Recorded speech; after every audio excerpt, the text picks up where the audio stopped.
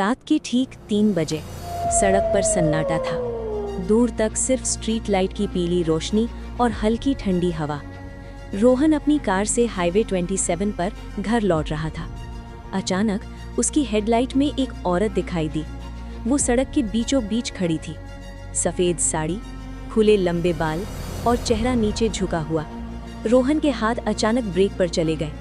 Car रुक गई, लेकिन अजीब बात ये थी, वो औरत हिली भी नहीं। रोहन ने हॉर्न बजाया, पी पी, लेकिन औरत वैसे ही खड़ी रही। रोहन ने खिड़की से सिर बाहर निकालकर कहा, मैडम रास्ते से हटिए, एक्सीडेंट हो जाएगा। धीरे धीरे वो औरत अपना सिर उठाने लगी। रोहन की रीढ़ में सिहरन दौड़ गई। उसका चेहरा अजीब तरह से फीका था, आंखें पूरी तरह काली और होठों पर हल्की मुस्कान। फिर उसने धीमी आवाज में कहा, मुझे घर छोड़ दोगे? रोहन थोड़ा हिचकिचाया, लेकिन रात का वक्त था और आसपास कोई नहीं। उसने दरवाजा खोल दिया। औरत पीछे की सीट पर बैठ गई। जैसे ही कार आगे बढ़ी, रोहन को एहसास हुआ कि कार के अंदर अजीब ठंड हो गई है। उसने रियर व्यू मिरर में देखा। औरत खिड़की से बाहर दिख रही थी। रोहन ने पूछा, आपका घर कहाँ है? औरत ने जवाब दिया, बस आगे, जंगल के पास। रोहन थोड़ा चौंका। उस रास्ते पर तो कोई घर नहीं था, लेकिन उसने कुछ नहीं कहा। कुछ मिनट बाद रोहन ने मिरर में फिर देखा, लेकिन इस बार पीछे की सीट खाली थी। रोहन के हाथ कांप गए। उसने तुरंत कार रोकी। पीछे मुड़कर देखा, कोई नहीं, दरवाजा भी बंद था। ये कैसे? उसका दिल तेजी से धड़कने लगा।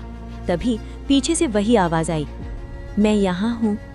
रोहन धीरे धीरे मुड़ा और जो उसने देखा, उसकी सांस रुक गई। वो औरत कार की छत से उल्टी लटक रही थी। उसका चेहरा बिल्कुल रोहन के सामने और आंखें पूरी तरह काली। रोहन ने चीख मारकर एक्सेलरेटर दबा दिया। कार तेजी से भागने लगी, लेकिन औरत की आवाज फिर आई, तुम मुझे छोड़कर नहीं जा सकते। रोहन ने डर के मारे मिरर तोड़ दिया। कार 100 की स्पीड से दौड़ रही थी। तभी अचानक सड़क के किनारे उसे एक पुलिस चौकी दिखी। वो तुरंत कार रोककर बाहर भागा। पुलिस वाले ने पूछा, क्या हुआ? रोहन हाँफते हुए बोला, मेरी कार में एक औरत, वो इंसान नहीं है। पुलिस वाला थोड़ा शांत होकर बोला, पहले पानी पी लो। फिर उसने पूछा, वो औरत कैसी दिखती थी? रोहन ने बताया, सफ़ेद साड़ी, लंबे बाल। पुलिस वाला अचानक चुप हो गया। उसने धीरे से कहा, 3 साल पहले इसी सड़क पर एक लड़की का एक्सीडेंट हुआ था, रात के 3 बजे। रोहन के पैरों तले जमीन खिसक गई। पुलिस वाला बोला, कहा जाता है वो हर रात किसी से लिफ्ट मांगती है। रोहन ने डरते हुए पूछा, और जो उसे लिफ्ट दे दे तो? पुलिस वाला बोला, फिर वो उसके साथ ही चली जाती है। रोहन घबरा गया, लेकिन मैं तो बच गया।